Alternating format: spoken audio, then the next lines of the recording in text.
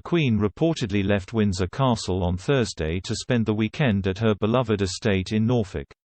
The 95-year-old head of state is said to have undertaken the trip by helicopter and is expected to return to Berkshire early next week. Her means of transport was criticised by Graham Smith, the CEO of Republic, an organisation calling for the abolition of the monarchy and the election of the UK's head of state.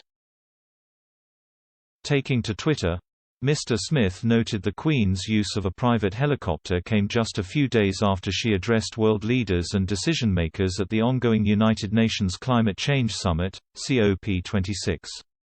Mr. Smith wrote, 2 days after telling everyone we need to tackle climate change, she is again using a helicopter when she could just as easily go by car. His message found a mixed response, with some agreeing with his stance while others took the side of the Queen. Twitter user Sue John wrote, "She could have easily taken an electric car. I give up. I guess climate change is for the peasants only." Similarly, a social media user named Linda agreed with Mr. Smith, saying, "Always been one rule for them and another for us."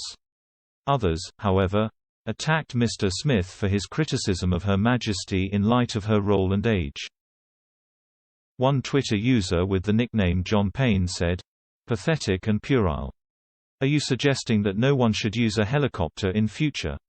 The constitutional head of state needs protection and care." Another, called Nick Clayton, said, "So you know the royals and politicians fly because for security reasons they need an escort and road, junction closures. Better to use one helicopter than 6 cars."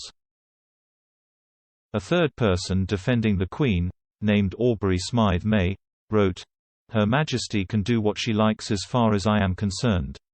Finally, a Twitter user called James added, "Get a life, she's 95." The Queen was reported to have left her residence in Berkshire only after her doctors had given her the go-ahead, as she is still following their advice to rest and only undertake light duties.